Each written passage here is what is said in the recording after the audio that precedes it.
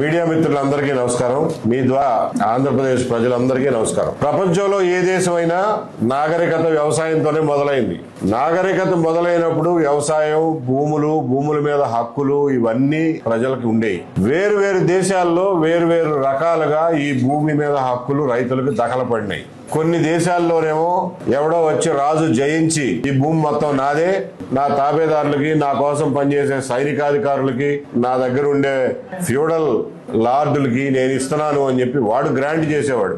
వాడు కింద రైతులకి కౌలుకిచ్చి వాళ్ళతోటి వ్యవసాయం చేయించుకునేవాడు. అదొక పద్ధతి, ల్యాండ్ టైటిల్ బై కాంక్వెస్ట్. చాలా దేశాల్లో, మన దేశంలో కూడా మన పూర్వీకులు గోచిగొడ్లు కట్టుకున్న రోజున, ఇనప పారలు పనిముట్లు లేని రోజుల్లో చెక్క ముక్కలు చెక్కుకునో చేతులతోనో రాళ్లు, రప్పలు, చెట్లు, చేమలు, తుప్పలు అన్ని తీసేసి భూమిని చదును చేసుకుని 4 ఎడ్లతోటి దున్నుకుని గట్లు వేసుకుని భూములు తయారు చేసుకున్నారు. అది సంప్రదాయబద్ధంగా వాళ్ళకి ఆ ఆస్తి మీద వచ్చినటువంటి హక్కు, హోమ్ స్టీడింగ్ అంటారు. చాలా దేశాల్లో జరిగింది. మన దేశంలో ముఖ్యంగా మనకు వచ్చిన భూమి హక్కులు దురాక్రమణల ద్వారా, ఆక్రమణల ద్వారా, రాజ్యాలను జయించడం ద్వారా, కత్తి మొనల ద్వారా రాలా.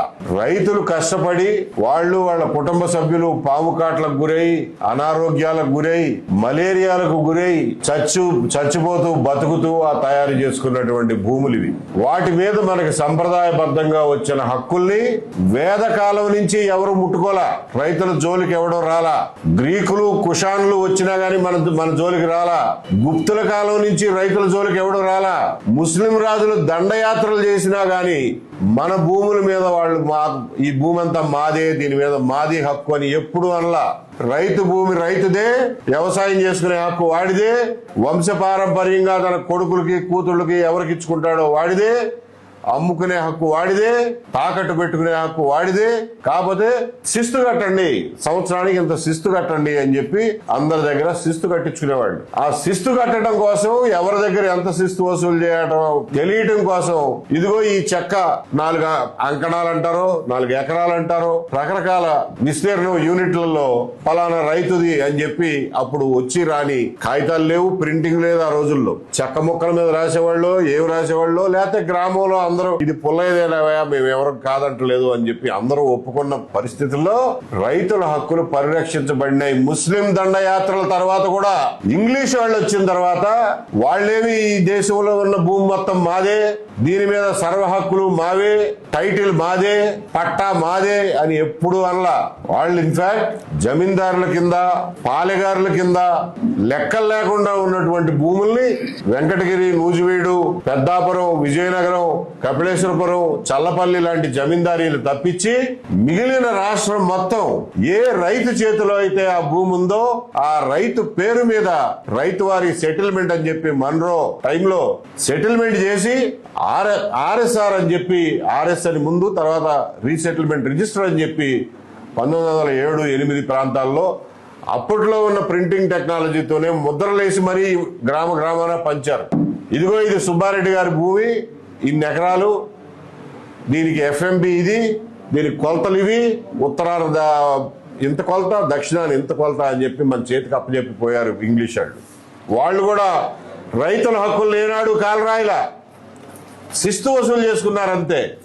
స్వాతంత్రం వచ్చిన తర్వాత ఎస్టేట్ అబాలిషన్ కింద, జమీందారీ అబాలిషన్ కింద జమీందారులకు కొంత భూమి వదిలేసి, వాళ్ళ సొంత అవసరాల కోసం కొంత భూమి వదిలేసి, ఆ రోజుల్లో కూడా జమీందారికి సొంత భూమి ఉండేది, సర్వ హక్కులు ఉన్నటువంటి రైతుల భూములు కూడా ఉండేవి. రైతుల భూమి మీద ఎప్పుడు జమీందారు ఇది నాది అని అనలా.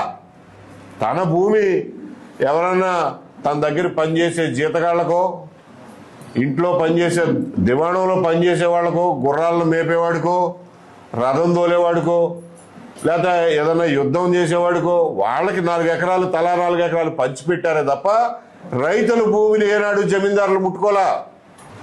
వాళ్ళ భూములు ఏనాములుగా ఇచ్చారు. ఎస్టేట్ అబాలిషన్ యాక్ట్ అప్పుడు జమీందారుల దగ్గర ఉన్నటువంటి అదనపు భూమి, ఎక్సెస్ భూమి ఏదైతే ఉందో అది అంతా గవర్నమెంట్ తీసుకుని జమీందారులకు కొంత భూమి వదిలిపెట్టి వాళ్ళ వారసులు ఎంతమంది ఉన్నారో వాళ్ళ చూసి తలా కాస్త ఇచ్చి, జమీందారులు ఏనాముగా ఇచ్చిన భూమికి కూడా పట్టాలిచ్చి 1954లో ఒకసారి పూర్తి స్థాయిలో సర్వే చేసి మరీ అందరికీ భూములు అప్పచెప్పారు. అప్పటికే రాష్ట్రంలో రకరకాల జిల్లాల్లో ఇంకా ప్రభుత్వం కింద ఏడబ్ల్యూడి భూమని, పోరంబోకు భూములని, కంచి భూములని అడవిని వదిలేస్తే అడవి భూములు ఎవరు ముట్టుకోలా, కంచి భూములని, కామన్ ల్యాండ్స్ అని ఇట్లాంటి చాలా కొంచెం అప్పటి వరకు వ్యవసాయం చేయనటువంటి మెట్ట భూములు, ఎవరికి చెందనటువంటి కంచెలు తుప్పలు ఉంటే భూమి లేని పేదలకి పంచిపెట్టారు. పంచిపెట్టినప్పుడు 1960లోనూ అప్పుడు సెటిల్మెంట్ ఆఫీసర్లు ఉండేవాళ్ళు. వాళ్ళు సెటిల్మెంట్ చేసి, ఇదిగోనండి సుబ్బారెడ్డి గారు, ఈ 4 ఎకరాల భూమి ప్రభుత్వం మీకు సెటిల్ చేసి ఇస్తుంది, దీని మీద ఇక నుంచి సర్వ హక్కులు మీవే అని చెప్పి సరిహద్దులతో సహా వాళ్ళకి పట్టాలు ఇచ్చారు. ఇట్లా పట్టాలు తీసుకున్న భూములు కొన్ని లక్షల ఎకరాలు ఉన్నాయి. పేదలకు పంచిపెట్టినాయి. కానీ అప్పటికే ప్రభుత్వానికి తెలియకుండా తరతరాలుగా వ్యవసాయం చేసుకుంటూ, హక్కు లేకపోయినా కానీ వ్యవసాయం చేసుకుంటూ ఉన్న వాళ్ళకి దున్నేవాడిదే భూమి అన్న నినాదంతో వాళ్ళకి కూడా పట్టాలు ఇచ్చి వాళ్ళకి హక్కులు కల్పించారు. దానికి తర్వాత 1971 నుంచి పాస్బుక్లు, అడంగళ్ళు, 1Bలు అన్నీ వచ్చినాయి. బ్యాంకుల్లో పెట్టుకునే వాళ్ళం, రైతు కార్డులు తీసుకున్నాం, కిసాన్ కార్డులు తీసుకున్నాం, అప్పులు తెచ్చుకున్నాం, తీర్చాం, మళ్ళా తెచ్చుకున్నాం, అమ్ముకున్నాం, పిల్లలకి కట్నాలుగా ఇచ్చాం, పిల్లలకి రాసి ఇచ్చాం, తాకట్లు పెట్టుకున్నాం. ఇవన్నీ చేసుకుంటున్నటువంటి భూముల్ని 2010 సంవత్సరాల్లో ఏ పాలకులు, ఏ ప్రభుత్వం ముట్టుకోనటువంటి నా ఆస్తి హక్కుని 2000 సంవత్సరం, ముఖ్యంగా 2010 సంవత్సరం నుంచి ఈ ప్రభుత్వాలు చెరబట్టడం మొదలెట్టినాయి. 2012లో నాగార్జున రెడ్డి గారు ఇచ్చినటువంటి జడ్జిమెంట్ ఒకటి అడ్డం పెట్టుకుని అప్పటి వరకు ఎక్కడా లేనటువంటి ఈనాం భూముల్ని దేవాదాయ భూముల కింద దేవాదాయ శాఖ వాళ్ళు వాళ్ళ పద్దుల్లో రాసేసుకుని వాళ్ళ పద్దులు సబ్ రిజిస్ట్రార్కి పంపించాడు. ఆయన మొత్తం లిస్టు పెట్టుకుని మనం వెళ్ళి అమ్ముకుంటున్నామండి అంటే రిజిస్టర్ చేయడానికి వీల్లేదు, పొమ్మని పోయాడు. అలాగే 2017, 16, 17 నుంచి మీ భూముల్ని కంప్యూటర్లో ఎక్కిస్తాము అని చెప్పి ఆ పేరు మీద కొన్ని లక్షల ఎకరాల రైతుల భూముల్ని ప్రభుత్వ భూమిగా ఒక్క రోజులో, ఒక్క రాత్రికి రాత్రి ప్రభుత్వ భూములుగా చూపించి 22Aలో సబ్ రిజిస్ట్రార్ ఆఫీస్కి పంపిస్తే ఆ రోజు నుంచి ఈ రోజు వరకు దిక్కు తెలియకుండా మనం ఇవాళ తిరుగుతా ఉన్నాం. సీతాదేవి భూమి నుంచి పుట్టిందంటారు. ఏ రకంగా అయితే సీతాదేవిని భిక్షాటన పేరుతో రావణుడు వచ్చి ఎత్తుకుపోయాడో, మీ భూముల్ని కంప్యూటరీకరిస్తామన్న మిషతో ఈ రావణులు వచ్చి మన సీతాదేవిని ఇలాంటి మన భూముల్ని తీసుకెళ్లి 22A అనే లంకలో కూర్చోబెట్టారు. ఈ రోజున ఆ లంకలో బందీగా ఉన్నటువంటి సీతాదేవిని భూమిని ఇడిపించుకోవాల్సిన బాధ్యత మనది. దానికోసం ఏ యుద్ధానికైనా మనం సిద్ధం కావాల్సిందేనని చెప్పి మీ అందరికీ తెలియజేస్తున్నా. ఎందుకంటే బతిమాలితే రావణుడు ఏమన్నా ఇచ్చాడా? మండోదరి మాట ఏమన్నా విన్నాడా? హనుమంతుడు వెళ్ళి బతిమాలితే ఇచ్చాడా? యుద్ధం చేస్తేనే ఇచ్చాడు. లేకపోతే ఈ రావణులు, ఈ కుంభకర్ణులు, ఈ ఇంద్రజిత్తులు, ఈ దేవాంతకులు, ఈ నరాంతకులు వీళ్ళందరూ కలిసి సీతాదేవిని ఇడిపించే పరిస్థితిలో లేరు. రావణుడికి 10 తలకాయలు ఉన్నట్టే ఈ రోజున మన భూమిని ఎత్తుకుపోయిన వాళ్ళకి ఒకళ్ళ ఎంఆర్ఓ పేరు మీద, ఆర్డీఓ పేరు మీద, విఆర్ఓ పేరు మీద, బ్రోకర్ల పేరు మీద, ఎమ్మెల్యేల పేరు మీద, జాయింట్ కలెక్టర్ల పేరు మీద, కలెక్టర్ పేరు మీద, సీసీఎల్ఏ పేరు మీద ఇన్ని తలకాయలు ఉన్నాయి. ఒక తలకాయకి అన్నం పెట్టినా మిగిలిన 9 తలకాయలు మా సంగతి ఏంటి అంటున్నాయి. కాబట్టి ఈ 10 తలకాయల రావణుడిని పడగొట్టాలంటే, మన సీతాదేవిని మనం రక్షించుకోవాలంటే బాణం వేయాల్సిందే, యుద్ధం చేయాల్సిందే. శ్రీరాముడు 2 చేతులతోనూ బాణాలు వేశాడు. మనకు ఆ అవసరం కూడా లేదు. మనకి రావణుడిని పడగొట్టడానికి 1 వేలు చాలు బటన్ నొక్కటానికి. కాబట్టి ఖబర్దార్ అని చెప్తున్నాం.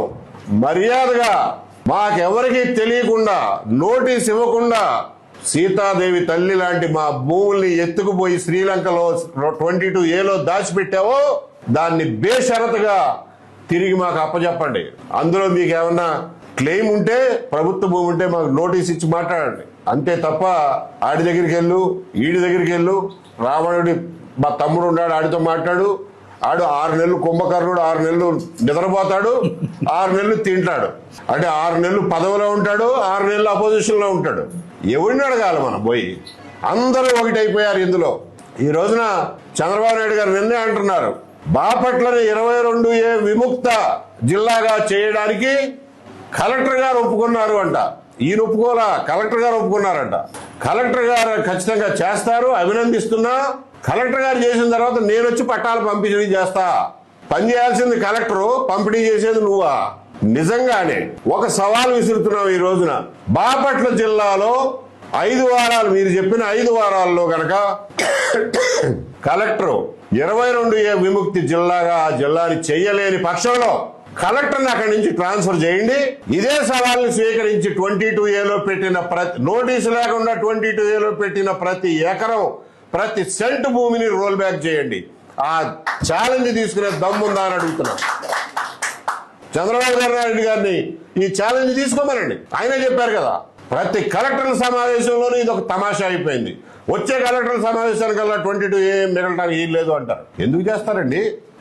ఎందుకు చేస్తారో మీకు తెలీదా? ఎందుకు చేయరో మీకు తెలీదా? ఏం చేస్తే చేస్తారో మీకు తెలీదా? ఇన్ని రోజుల నుంచి మీరు ప్రభుత్వాన్ని నడుపుతున్నారు. కింద MROల కాడి, RDOల కాడి, ఎమ్మెల్యేల కాడి, బ్రోకర్ల కాడి ఉన్న విషవలయం మీకు తెలీదా? కాబట్టి ఈ రోజున రైతుల్ని బయట పడేయాలంటే ఒక్కటే మార్గం, roll back 22A, roll back 22A, roll back 22A. లేకపోతే ప్రజాగ్రహాన్ని, ప్రజా యుద్ధాన్ని, ఇంకొక రామరావణ యుద్ధాన్ని చూడటానికి సిద్ధపడండి. Thank you.